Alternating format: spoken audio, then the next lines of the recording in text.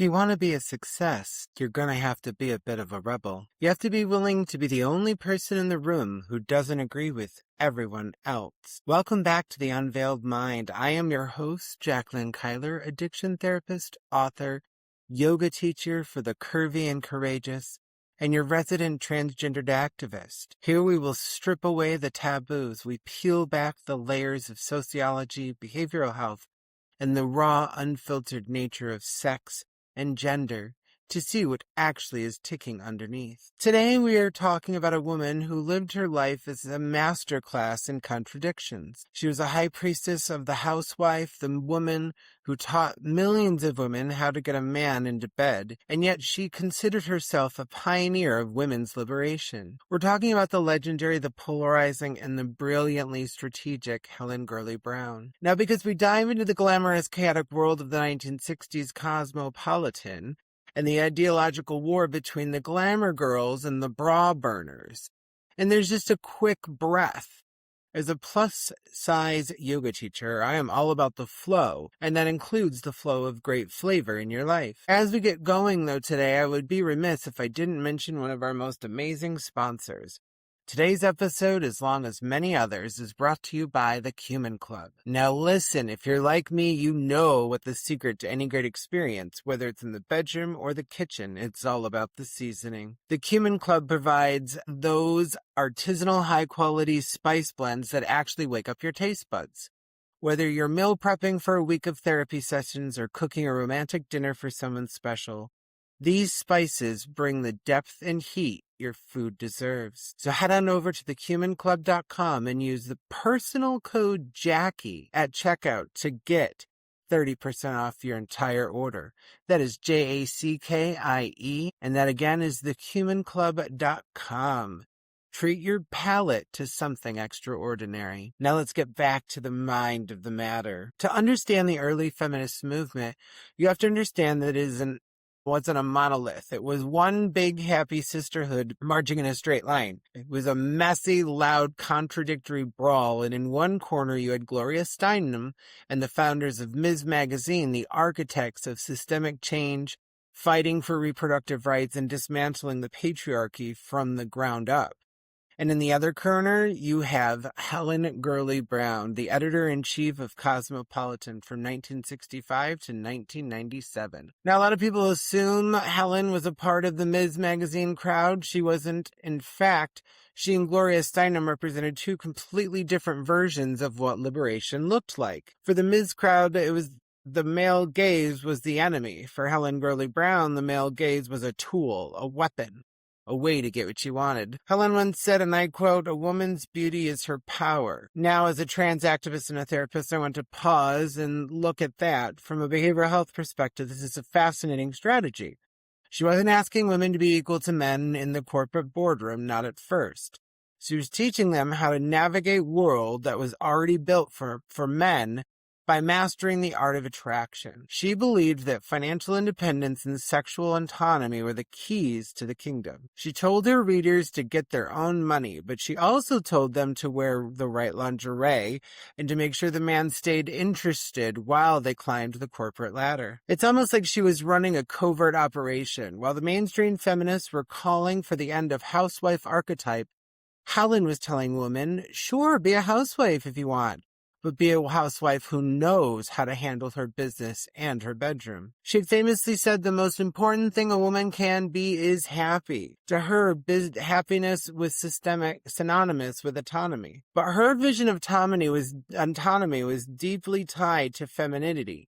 Traditional high glamour and high hither femininity. This is where the friction starts. The Ms. Magazine crowd looked at Cosmopolitan and saw a magazine that treated women like objects, teaching them how to capture a man like he was a prize in a hunting trip. They saw it as reinforcing that the very structure that kept women oppressed. But Helen, she viewed herself as a revolutionary.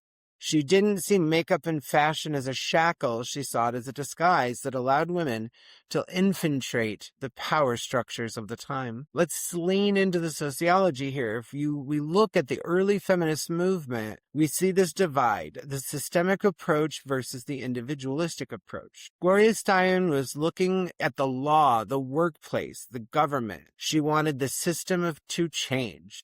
Helen Gurley Brown was looking at the mirror in the bedroom. She wanted the woman to change her strategy to win within every existing system. It's a classic tension. Do we change the game, or do we just learn how to play the game better than anyone else? Well, we got to talk about the sex part of the equation because you know that we don't do surface level here on The Unveiled Mind. Helen was obsessed with the mechanics of desire. Long before the internet, Cosmopolitan was the manual.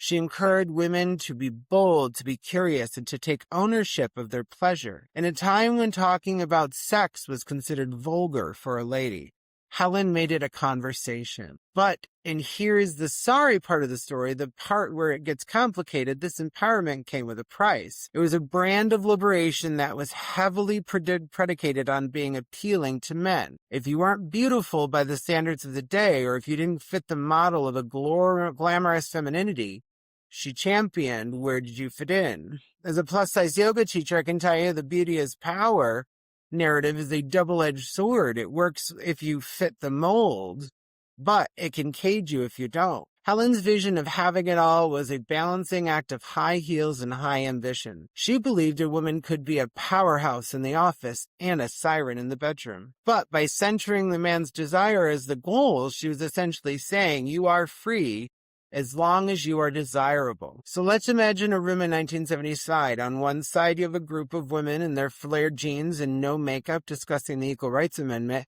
and the systemic failures of the healthcare system. On the other side, you have a group of women in silk slips and meticulously curled hair, reading Helen's latest column on how to keep a man fascinated. Both groups thought they were fighting for the same thing, freedom. But the definition of freedom were worlds apart. One saw freedom as the right to not have to be beautiful to be respected. The other saw freedom as the power to use beauty to get respected, and everything else. Helen Gurley Brown was a master of the pivot. She knew exactly who her audience was. She didn't want to alienate the average American by talking about patriarchal structures that sounded like a college lecture. She wanted to talk about the language of the time, fashion, dating, and the thrill of the chase. She noted that women had to be strategic in their approach to men. And that's the key word, strategic. Helen's influence on feminist movement was like a catalyst.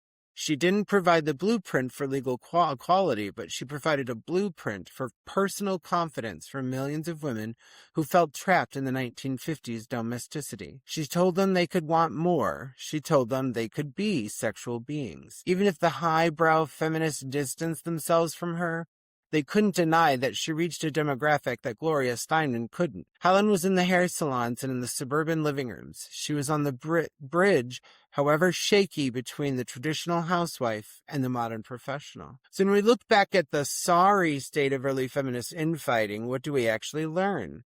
We learn that the movement wasn't a failure because it was divided. It was human because it was divided.